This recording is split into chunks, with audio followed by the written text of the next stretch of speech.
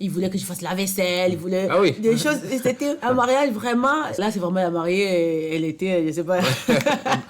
Je découvre que la mariée, elle avait payé personne. Qu'aujourd'hui, on est grave influencé en fait. On veut tous avoir un mariage de ouf. C'est les Congolais qui m'ont donné envie de me lancer. Les mariés faisaient leur rentrée à 1h du matin, on mangeait à 2h et tout. Donc je me suis dit, non, moi quand je me marie, Congolais. je ne veux pas. Shalom, Ayuka, c'est votre frère Will de Will & I Studio. Bonjour et bienvenue à tous une fois de plus dans ce podcast, les prestataires au micro.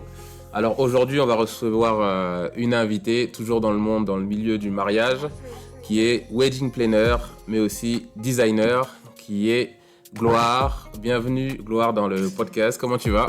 Ça va très bien, merci. Et La toi? forme, ça va bien, merci.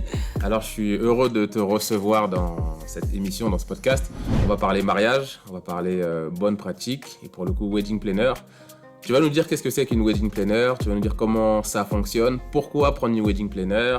Voilà, on va parler sans tabou, peut-être on va parler tarifs, on verra en fonction du feeling et de comment se déroule l'émission. Donc la première des choses que je vais te demander, c'est est-ce que tu peux te présenter, s'il te plaît ? Oui, bien sûr. Alors bonjour à tous, moi je m'appelle Gloire, je suis wedding planner et designer diplômée basée sur Nantes, mais je me déplace partout en France et dans le monde, surtout pour la partie organisation de mariage et coordination jour J. Et j'ai commencé mon activité il y a cela presque 6 ans, au mois de mars de cette année. Et voilà, ça marche bien par la grâce de Dieu. Et donc, je suis contente d'être là avec vous. Ok, merci pour cette présentation. On va rentrer dans le vif du sujet. Qu'est-ce que c'est qu'une ou un wedding planner ? Et tu nous as dit aussi que tu étais designer, donc tu pourras nous en parler aussi dans cette présentation du métier. Wedding planner, c'est une organisatrice des mariages. D'accord. C'est-à-dire la personne qui accompagne les mariés dans leur organisation de mariage des A à Z. D'accord. C'est-à-dire recherche de tous les prestataires, salles, décoratrices, photographes, vidéastes, tous les demandes en fait. Nous, on acquiert en fait les demandes de nos mariés. D'accord. Et on absorbe ça en fait.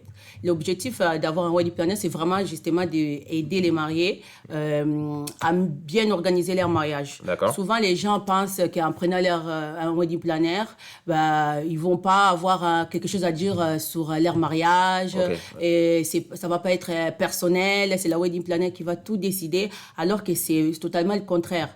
Nous, à travers notre carnet d'adresses, nos contacts, on propose des prestations que, par rapport au budget des mariés, nous semble qui pourraient correspondre aux mariés. Et c'est les mariés eux-mêmes qui choisissent leurs prestataires. Ici, par rapport au feeling qui passe entre les mariés et les prestataires, par rapport au savoir-faire, au retour des anciens mariés, ils choisissent si ça leur correspond ou pas. Si ça leur correspond pas, on propose un autre prestataire. Et on marche comme ça à fur et à mesure. Vraiment, on allège en fait le travail des recherches à nos mariés, en les proposant des professionnels que nous, on connaît déjà, on a déjà travaillé ensemble, ou bien on a des retours des anciens clients, de façon qu'ils soient sûrs d'avoir des prestataires qui sont qualifiés, qui sont investis, qui vont vraiment bien faire leur travail. Et on prend aussi, disons, une partie des responsabilités, entre guillemets, parce que si les prestataires fait mal son travail, les mariés, souvent, ils peuvent se retourner contre nous. Oui, donc nous, on a intérêt de proposer vraiment des personnes qui soient bien, qui soient vraiment sûrs qu'ils vont bien faire leur travail. Pour la partie designer, c'est tout ce qui concerne la décoration de mariage. Moi, je fais toute la conception par rapport au thème choisi des mariés. D'accord. Parfois, j'aide aussi les mariés à choisir un thème par rapport à leur personnalité, par rapport à ce qu'ils me disent qu'ils voudraient, l'imagination de la vision plutôt de leur mariage. Je les propose un tel type de décoration ou d'autres. Mais souvent, ils ont vraiment leurs idées. Et moi, je fais vraiment quelque chose de très personnalisé. C'est pour ça, souvent, là, j'anticipe un peu, j'ai pas des tarifs fixes en fait. D'accord. Voilà. Parce que vraiment, c'est quelque chose de personnel. Les couleurs, l'atmosphère, tous les sensations que les mariés veulent faire ressentir à leurs invités en fait. Donc, designer, ça consiste à ça. Ça consiste à faire des compositions florales aussi, parce que je me suis aussi formée sur la partie art floral. Et les assiettes, en fait, c'est tout l'univers décoration. D'accord. Bah écoute, super, merci pour ces premières informations. J'avais quelques questions qui me sont venues pendant que tu parlais. Tu nous as parlé d'un carnet d'adresses. Oui. Comment tu établis ton carnet d'adresses? C'est en fonction des mariages que tu as déjà eus ou est-ce que tu vas démarcher et rechercher des prestataires qui peuvent être peut-être photographes, les salles? Comment ça se passe? Est-ce que tu as déjà un carnet parce que toi, tu es parti chercher ou en fonction des mariages que tu as fait, à chaque fois, tu récoltes des prestataires qui viennent à toi? Ben, au début de l'activité, c'est nous qu'on allons vers les prestataires justement pour les connaître et constituer notre carnet d'adresses. Par exemple, à la salle, on va visiter la salle, on regarde combien de personnes peut avoir accueillir la salle, on regarde les caractéristiques et on note tout dans notre carnet d'adresses, les prix et tout ça. Et on fait ça avec tous les prestataires. Mais après, courant des années, avec de l'expérience aussi, on inclut aussi certains prestataires avec lesquels les mariés avaient choisi. Par exemple, si on est juste pour la coordination. Donc, on inclut, s'il y a un bon feeling, si on voit que le travail est bien fait, ben, on les inclut aussi dans notre carnet d'adresses. Et souvent aussi, c'est les prestataires qui viennent aussi vers nous. Quand ils voient notre activité, ben, ils sont intéressés par notre façon de faire. Ben, donc, ils demandent à rentrer dans notre carnet d'adresses. Donc, vraiment, c'est beaucoup de travail de recherche. Justement, comme je disais, on enlève cette partie aux mariés. Et après, c'est avec l'expérience, ça vient tout seul. En fait, les carnets d'adresses, ça commence à se constituer tout seul. Ok, d'accord. Ben, merci, c'est bien répondu. Et je voulais savoir combien de temps en avance il faut booker un ou une wedding planner. Combien de temps? Est-ce qu'il faut 1 an, 2 ans, 6 mois? Combien de temps en avance il faut, faut réserver sa place? Ben, l'idéal, c'est 1 an et demi. 1 an et demi, oui. Ok. Parce qu'immédiatement, pour organiser un mariage, ça prend 1 an et demi. À ces jours, vraiment, si on veut prendre les meilleurs prestataires, niveau surtout à lieu de réception, ben, il faut compter 2 ans. Vraiment, 2 ans. Oui, les lieux de réception, ça va très, très, très vite. Donc, 2 ans, voire 2 ans et demi. Mais pour wedding planner, oui, 1 an et demi, 2 ans, je pense, ça marche. D'accord. Après, plus tôt on prend un wedding planner, mieux c'est. Donc, voilà. Mais après, pour la partie coordination de mariage, ben là, moi, je conseille 1 an aussi, c'est pas mal. Et voire 6 mois. Moi, je ne prends pas. Parce que c'est quand même beaucoup de travail, les contacts avec tous les prestataires et tout. Du coup, vraiment, je préfère que les mariés me contactent 1 an, voire 6 mois. Grand max, en fait, on va. Après, ça dépend aussi de mes disponibilités et tout ça. Mais vu que ça va très vite, et je ne fais pas aussi énormément de mariages, dans le sens que j'aime faire des petits mariages et me concentrer plutôt aux mariés que j'ai, et plutôt qu'en faire plusieurs et être éparpillé de partout. Donc, voilà. Et c'est un peu un concept que presque nous tous, les wedding planners, on fait, en fait. Donc, il faut vraiment s'y prendre au plus tôt. Ok, d'accord. Et du coup, combien de mariages tu prendrais dans l'année si tu te fixes une limite? Parce que tu me dis que tu ne veux pas en prendre plein. Tu t'en fixerais combien à peu près? Moi, pour l'organisation totale, j'en prends 5. Ok. Parce que j'ai fait beaucoup de décorations à côté, du coup. Et ça, c'est vraiment organisation totale, plus coordination. Après, les coordinations, j'en prends aussi 5. Du coup, ça me fait 10 mariages. D'accord. Mais l'organisation totale, c'est celle qui demande vraiment, vraiment plus de temps. Et donc, j'en prends pas beaucoup parce que j'ai la déco, j'ai la coordination. Donc, je ne me retrouve pas. Voilà. C'est normal. Quelle relation tu as avec tes mariés pour le coup? Parce que si tu prends la coordination totale, donc wedding planner et designer, quelle relation tu as avec tes mariés? Est-ce que tu peux prendre des mariés? C'est une question un peu, pas piège, mais voilà, je te tends un peu la perche. Des mariés avec lesquels tu n'as pas forcément eu le feeling. Est-ce que tu peux les prendre si le budget, il te paye correctement?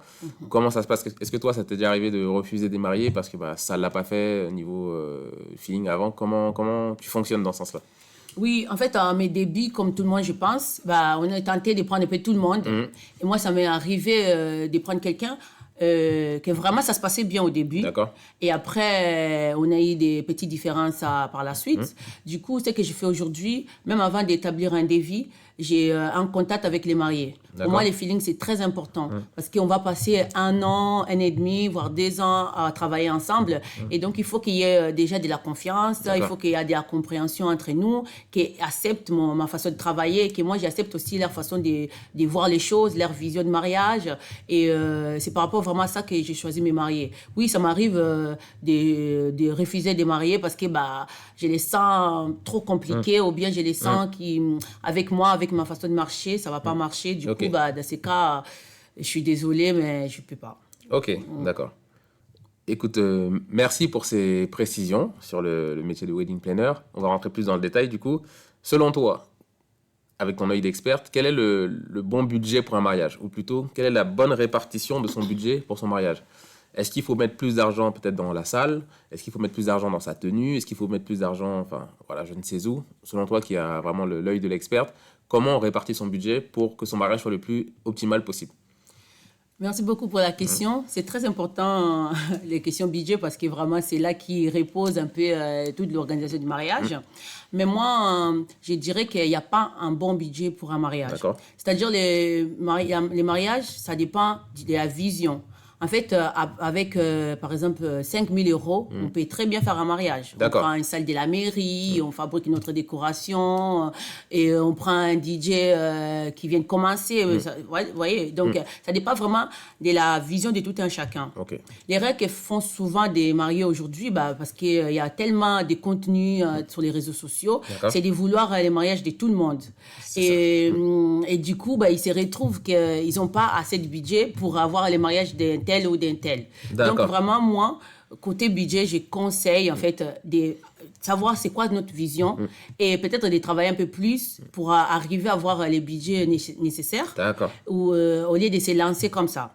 Mais pour être un peu plus concrète, les mariés qui me contactent à ces jours, leur budget, c'est sur les 20 000, 25 000 D'accord. pour 150 personnes grand max. D'accord. Donc voilà, c'est un peu une fourchette des mariages bien aujourd'hui. D'accord. Après, si vraiment on veut un mariage super dans un château, il faut vraiment être plus sur les 30 000 euros. D'accord. Et tout dépend aussi, les budgets dépendent énormément des nombres d'invités qu'on a. Bien sûr. Si on a 50 invités, avec 10 000 euros, on peut faire quelque chose de très bien. D'accord. Mais si on a 300 invités, même avec 30 000 euros, c'est serré. D'accord. Donc vraiment, ça dépend du nombre d'invités.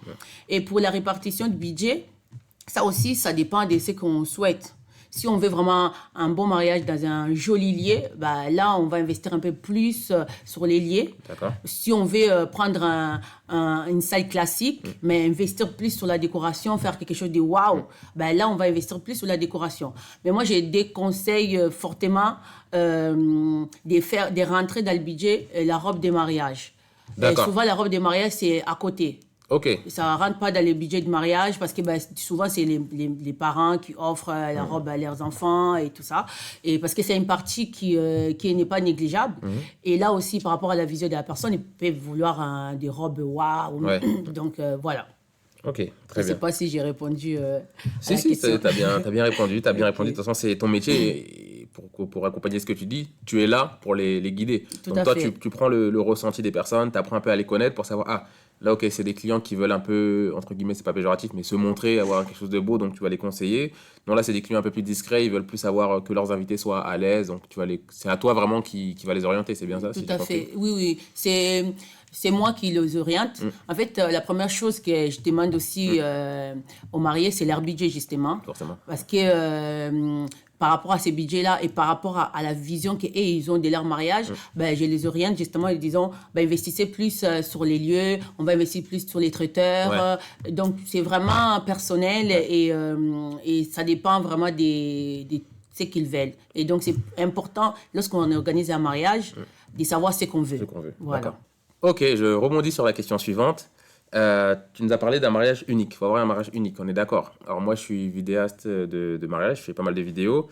Et je remarque souvent que les mariages, c'est toujours à peu près le même déroulé. C'est-à-dire, on va voir l'entrée, on parle plus de la soirée, là, l'entrée des mariés, le repas, on va avoir des témoignages, deuxième ou troisième entrée, gâteau. C'est vraiment dans des cases. Est-ce qu'il y a des mariages que tu as déjà fait ou est-ce que tu as des conseils ou des choses à nous dire par rapport au fait d'avoir un mariage unique et qui ressemble à soi-même, à sa personnalité, et non pas avoir un mariage, comme tu disais tout à l'heure, comme on a vu sur le réseau, donc on veut le même mariage que lui sur le réseau. Oui. Ben, en tout cas, c'est vrai que voilà, les mariages, c'est très standardisé. C'est-à-dire, c'est vraiment dans les codes, entrer, manger, ouverture des bals et tout et tout. Ben oui, ça m'est arrivé l'année dernière, justement, d'avoir un mariage complètement différent. Les mariés voulaient vraiment quelque chose de très convivial avec leur famille et leurs amis. Donc, on n'a pas du tout fait l'entrée. Ils n'ont même pas fait une entrée des mariés, en fait. Ils sont arrivés en même temps que leurs invités dans les lieux de réception. On a fait un petit vin d'honneur et tout de suite, la fête avait commencé. C'était vraiment comme une... En plus, les lieux, c'était comme une plage, en fait. Et donc, la musique, ça dansait. C'était vraiment quelque chose de libre. Il y a même pas eu une ouverture de bal. Ils n'ont pas voulu. Ils voulaient vraiment profiter de chaque instant et pour être ensemble, pour faire la fête, pour s'amuser. Ils ont eu un magicien qui faisait des tours de magie. Ils ont eu plein d'animations à côté, photobooth et tout ça.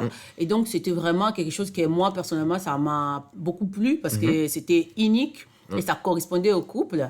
Et ça changeait un peu de ce que je fais au quotidien parce que c'est vrai que oui, je fais beaucoup de mariages très cadrés et tout ça. Voilà. Ok, d'accord.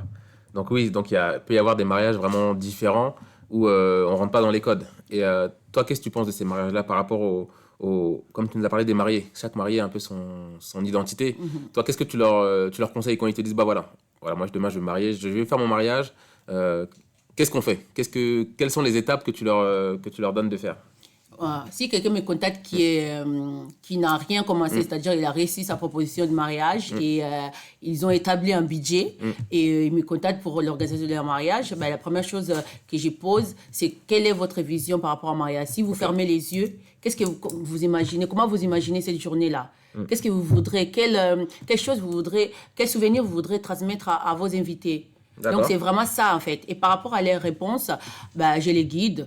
Après, pour dire vrai, la première chose pour laquelle on commence, c'est la recherche des lieux de réception.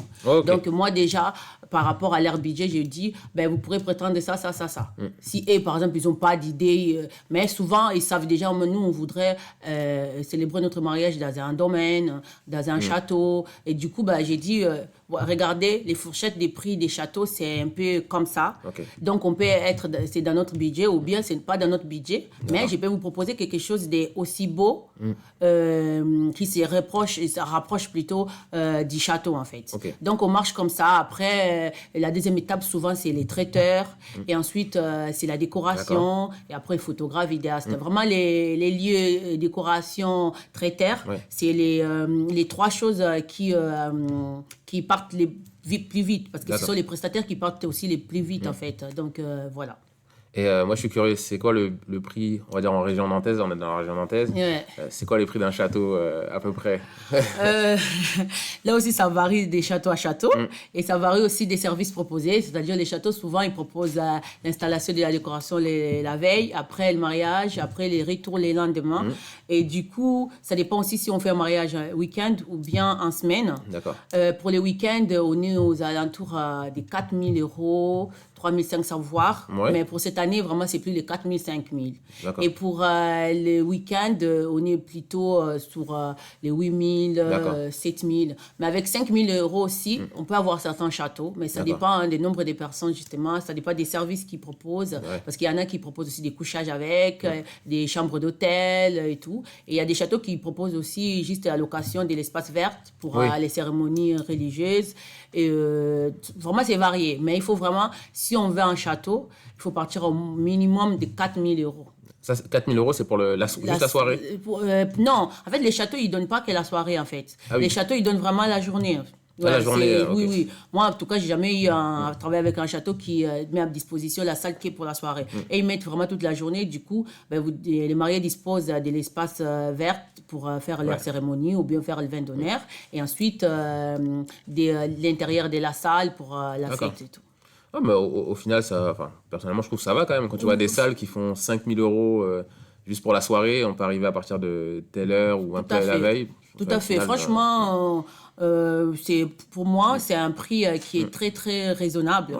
Et surtout, nous ici, parce qu'à la région parisienne, ça m'est arrivé de travailler à un château qui n'était même pas vraiment un château, c'est-à-dire un château, ils avaient mis... l'espace. Et voilà. Et du coup, c'était sur les 18 000 €. Ouais. Donc, sur la région parisienne, ça Parisien. va très vite. Les Parisiens, c'est Il y a, des fous. il y a des lieux de réception normales qui sont à 15 000 euros, en fait. C'est des salles vides, même pas avec la décoration. Donc, nous, ici, si on a une salle à 10 000 euros, vraiment, ça veut dire que c'est une salle extraordinaire. C'est un château extraordinaire. Donc, on est pas mal, en fait, niveau prix.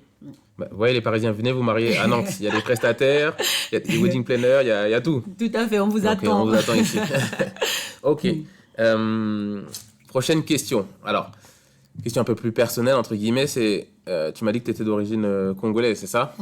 Italienne aussi. Ouais. Donc, il y a un parcours, voilà.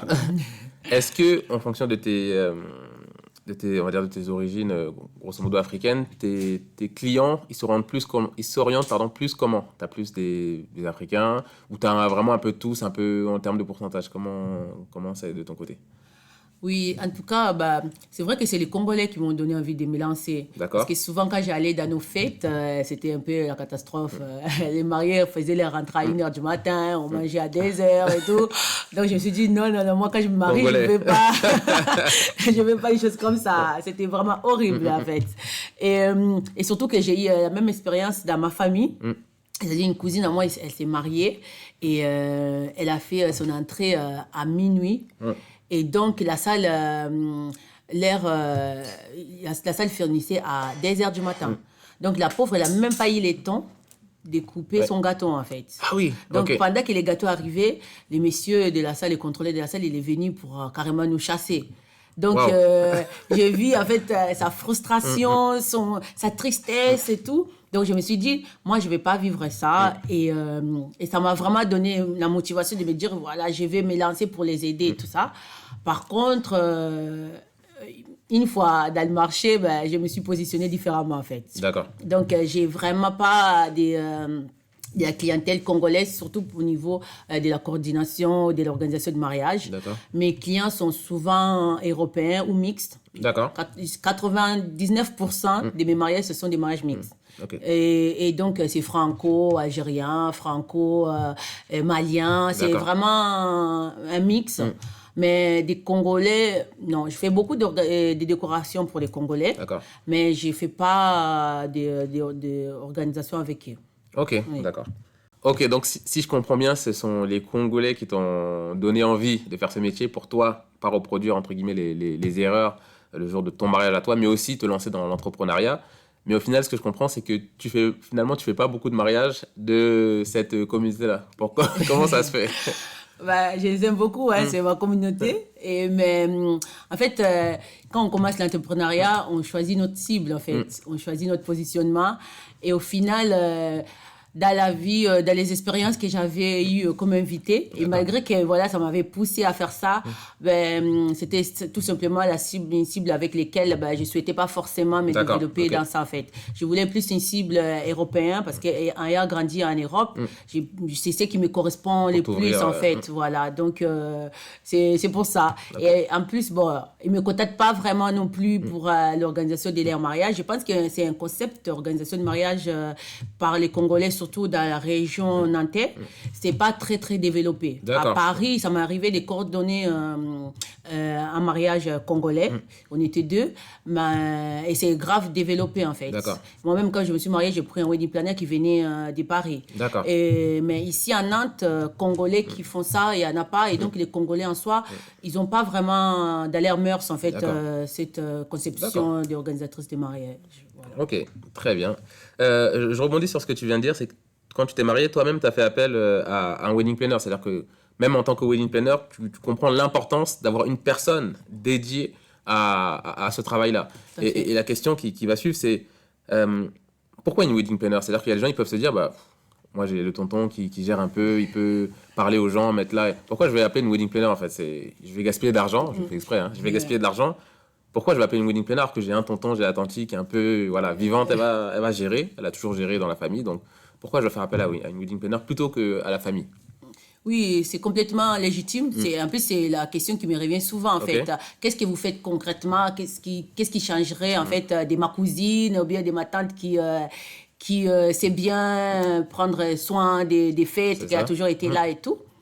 Bah, déjà, pour revenir à la première question, moi, en tant que wedding planner, j'avais organisé mon mariage toute seule, de A à Z, c'est-à-dire j'ai choisi mes prestataires, j'ai choisi mon lieu, tout était bien, mais j'ai compris au fil des années l'importance en fait d'avoir quelqu'un les jours J. La coordination jour J, aujourd'hui, pour moi, c'est quelque chose sur lequel on ne peut pas faire d'impasse. D'accord. Surtout pour les mariages africains. On ne peut pas faire d'impasse sur la coordination jour J. Moi, je savais que j'avais bien organisé mon mariage, mais je voulais que quelqu'un soit là, en fait, pour coordonner tous les prestataires qui vont arriver, les invités, pour prévoir aux imprévus qui c'est vérifié, hein, parce que nous, on est mariés, des fois, on ne voit pas, mais il y a des choses qui se passent, en fait, en coulisses dans les mariages, plutôt. Et donc, je voulais vraiment que cette personne soit là et qu'il puisse, en fait, gérer, et il a très bien géré. Ok.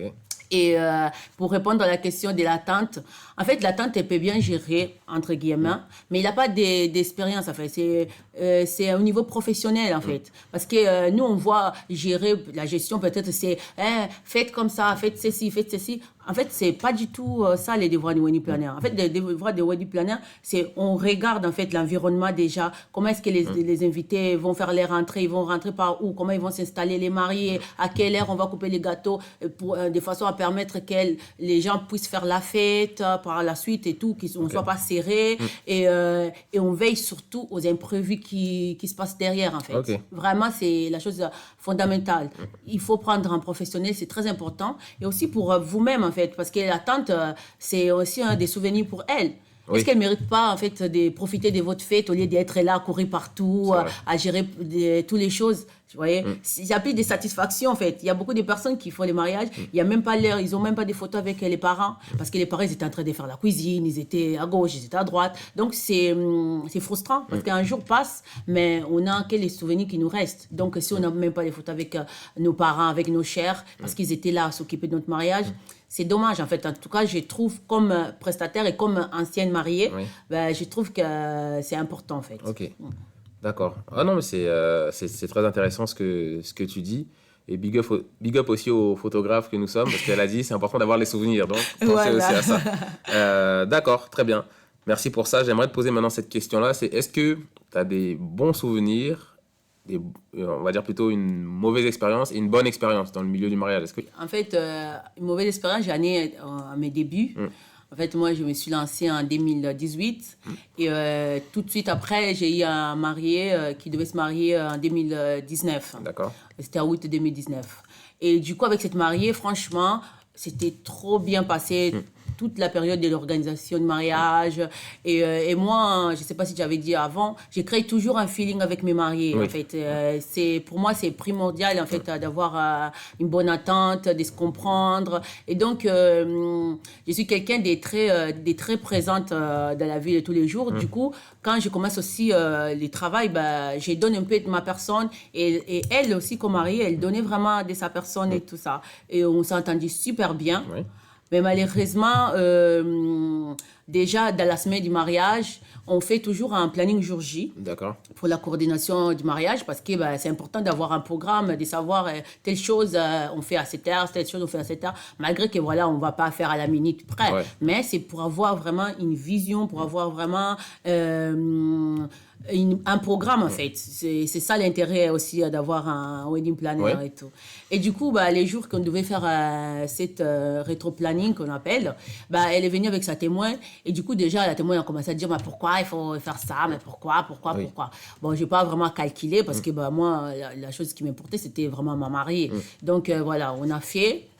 Et en sachant que moi, je devais faire aussi la décoration. Souvent, ça m'arrive, j'accepte pas tout le temps, mais souvent, quand je fais l'organisation du mariage, je prends aussi la partie décoration. D'accord. Et c'est pas forcément, parce que quand c'est un mariage trop grand, je peux pas prendre la décoration parce que c'est beaucoup de choses aussi à la décoration. Du coup, je me concentre plutôt pour la coordination. Mais elle, vu qu'elle avait un budget restreint, et moi, j'étais dans mes débuts et tout, pour l'aider un peu, vu qu'on s'attendait bien, j'avais pris la partie décoration. D'accord. C'est-à-dire que moi, quand je fais la déco, j'aime pas qu'il y a trop de monde de la famille qui soit là et tout, parce que vraiment, ça met une angoisse et tout, tout le monde te regarde et tout et tout. Et ça aussi, je tiens à le préciser à mes mariés lorsqu'on commence et tout ça. Et elle, déjà, là, ils étaient venus, c'était dans un village très, très, très loin des Nantes. C'était vraiment à 1h30 des Nantes et tout. Et moi, mon équipe est constituée fondamentalement des femmes. D'accord. Donc là, à l'époque, j'étais aussi jeune, j'avais que 25 ans. Et mes coéquipiers, ils étaient sur la vingtaine et tout ça. Et donc, on était très jeunes. Et lorsqu'on faisait la décoration, c'était... il y avait énormément d'hommes. Torse nu et tout. Donc, ça nous mettait la peur et tout. Et du coup, je ne sais pas si c'était par rapport à ça, elle ressentait qu'on n'était pas à l'aise. Elle a commencé à rajouter des choses, à vouloir qu'on lui fasse des choses, que ça. Déjà, il faisait quoi torse nu, là, ces messieurs-là, les tontons, là? Ils étaient là, ils prenaient le soleil, je ne sais pas, ils tournaient. En plus, ils buvaient de la bière et tout. Donc, c'était une atmosphère bizarre. On a fait la décoration, la mariée continuait à demander des choses et tout. Et tout le monde avait le droit, en fait, de venir nous dire vous devez faire ça, vous devez faire ça, vous devez faire ça. Ça, je ne comprenais pas. Donc, j'allais la voir, dire qu'est-ce qui se passe? Moi et toi, on a établi des choses et tout. Et donc, j'avais aussi un peu de crainte parce que j'étais dans mes débuts. Du coup, je n'allais pas vraiment de main forte, entre guillemets. Et le lendemain, je suis allée pour la coordination. Et là aussi, elle avait loué un château gonflable. Elle voulait que je monte les châteaux gonflables. Je dis, ça ne fait pas partie de mes prestations. Moi, je suis là pour veiller que les châteaux gonflables soient montés, mais je ne suis pas en capacité de les faire. Et s'il y a des hommes, vous me dites, je vais leur demander de faire, je vais les aider comme je peux, mais je ne peux pas faire moi et tout ça. Ouais. Donc, elle a commencé des choses comme ça. Et après, il voulait que je fasse la vaisselle, il voulait des choses. C'était un mariage vraiment... C'est parti loin. C'était parti très, très loin. Et ça m'a vraiment blessée. Parce que vraiment, je l'aimais beaucoup. Et du coup, c'est vraiment les pires souvenirs de ma vie. Et après, j'ai une autre qui ça date pas de très loin. Par contre, là, c'est vraiment la mariée. Elle était, je sais pas... on donne pas de nom, on donne pas de nom. Mais la mariée, justement, quand on parlait de l'histoire des budgets et tout... La mariée, je ne sais pas, elle est partie sur un tour, elle voulait des choses extraordinaires et tout ça. Et moi, là, ce n'était pas l'organisation du mariage. Moi, je ne devais pas organiser son mariage, mais je devais faire la coordination de son mariage. Okay. Et donc, quand on fait la coordination du mariage, un mois avant, on prend tous les contacts des prestataires, de façon à pouvoir les contacter pour que les jours J soient bien... bien organisés et que surtout que les attentes du marié soient bien comprises aussi de la part des autres prestataires. Et du coup, elle voulait pas... Genre, c'est pas qu'elle voulait pas, mais elle me faisait tourner à chaque fois en disant oui, je vais te donner, j'ai oublié, excuse-moi, nanana. Elle m'avait donné juste les numéros des vidéastes et des photographes pour me calmer un peu, mais de la salle, de la décoration. La décoration, je devais le faire, mais il fallait qu'on on récupère le matériel qu'elle avait loué et tout. Donc, la location, il voulait pas me donner, il voulait me donner le numéro de personne. Et la veille du mariage, je découvre que la mariée, elle avait payé personne. Ah ouais, tout s'explique, Elle avait payé personne, elle n'avait pas payé la salle, elle avait payé un compte, la salle était sur les 3 000 euros, elle a payé 500 euros. Elle n'a pas payé les DJ, elle avait juste payé les photographes et les vidéastes, c'est pour ça qu'elle m'avait donné. Donc là, c'était un bazar. La veille du mariage? La veille du mariage. Wow. Et c'est sa sœur qui m'a dit, même pas elle n'a pas eu les kilos de me dire que voilà, c'est comme ça, c'est comme ça, comme ça. Et sa sœur m'a dit, parce que moi, je devais aller à la salle pour faire la décoration la veille. Parce que si je fais la coordination, je ne peux pas faire la décoration les jours J. Donc, le matin, j'appelle, elle ne répond pas. Et du coup, heureusement, j'avais un numéro de la sœur. Et je l'appelle, elle m'a dit, oui, attends. Et la sœur aussi ne savait pas, personne de sa famille ne savait pas. Et savait plutôt, personne de la famille savait. Et du coup... vers 14h, la sœur m'appelle, me dit oui, elle n'a pas soldé la salle et tout, et du coup, on peut pas faire la décoration. Je dis, comment ça se fait? Dit oui, c'était des histoires très, très compliquées, mais pour vous dire, elle a eu un mariage vraiment pourri, parce que la dame de la salle, elle était gentille, parce qu'elle attendait jusqu'au jour J, et elle a été payer sa salle les jours J à 19h. Ah oui. Donc, vous imaginez même, et il y avait déjà des invités dehors à 19h, parce que c'était un mariage mixte. Donc, voilà, et les Européens, ils arrivent vraiment à l'heure et tout. Et il y avait des invités, quand la dame parlait de l'histoire de l'argent, donc tout le monde a entendu. C'est pas beau. c'est pas beau du tout. Franchement, ne faites pas un mariage si... Les mariages à l'église ou même à la mairie, c'est pas obligatoire quand vous n'avez pas de budget. C'est pas obligatoire. Prenez votre temps. Préparez le mariage comme vous souhaitez, ou bien si vraiment vous voulez vous marier, faites une petite chose, un petit comité, ça passe.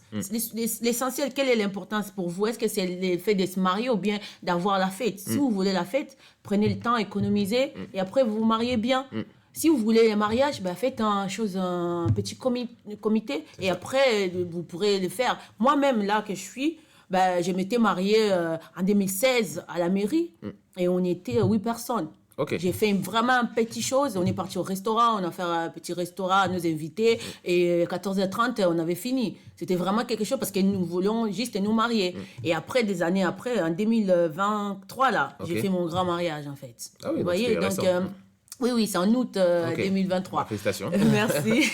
Et donc vraiment, j'y tiens parce que c'est quelque chose d'important parce qu'aujourd'hui, on est grave influencé en fait. On veut tous avoir un mariage de ouf. Moi-même, j'ai eu mon mariage de ouf, mais j'ai mis du temps.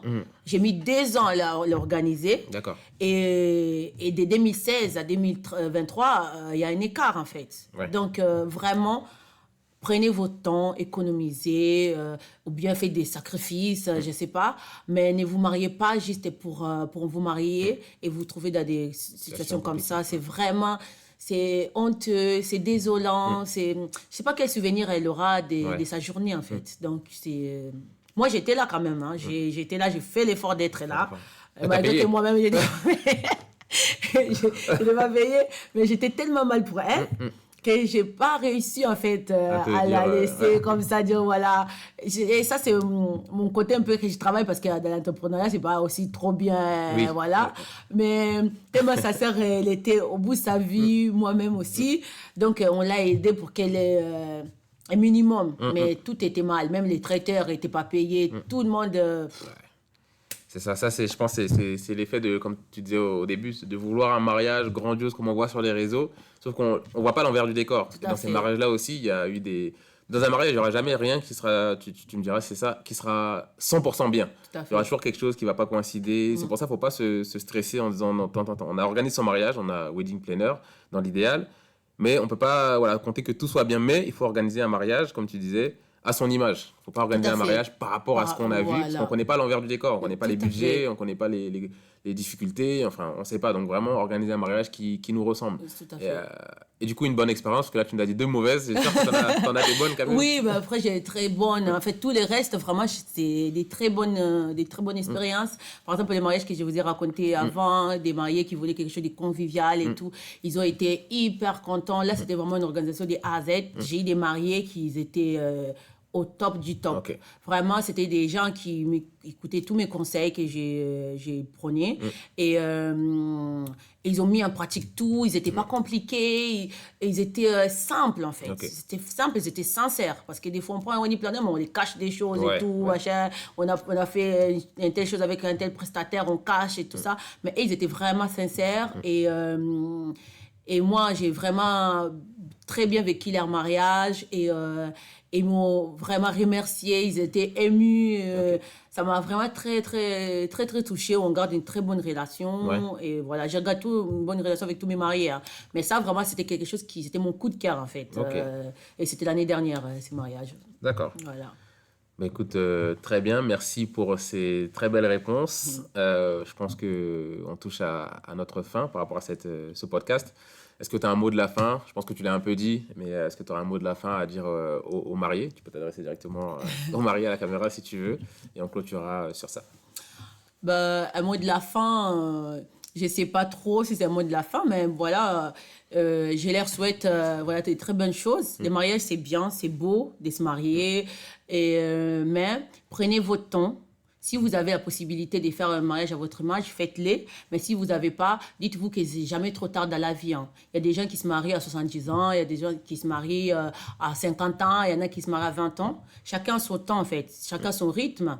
Et trouvez votre rythme à vous. Ayez votre vision, de façon que quand vous allez faire votre mariage, vous n'allez pas regretter. Et à ce propos aussi, je sors un e-book justement pour vous aider à faire les mariages selon votre image, à vous guider dans chaque étape de l'organisation de votre mariage. Et donc voilà, restez connectés. Ok, bah merci Gloire, c'est ça pour ces beaux conseils, pour ce retour d'expérience, pour l'explication de qu'est-ce qu'une wedding planner, parce que même moi, des fois, on dit bon, wedding planner, mais qu'est-ce qu'elle fait concrètement? Là, tu nous as bien aiguillé, tu nous as montré l'importance, et aussi par le témoignage, dans le sens où tu t'es marié, mais tu as quand même fait appel à un wedding planner, donc ça montre bien qu'il y a vraiment une réelle importance. Merci d'avoir été là, d'avoir répondu. Merci d'avoir suivi ce podcast. On mettra le lien du e-book quand il sera disponible. En tout cas, je vous dis à la prochaine. C'était votre frère Will, Will and I Studio. Restez branchés, il y aura encore plein de podcasts de ce style-là. Mettez un pouce bleu, mettez des commentaires, ça fait plaisir et ça booste aussi. C'est gratuit, on est ensemble. Ciao, ciao.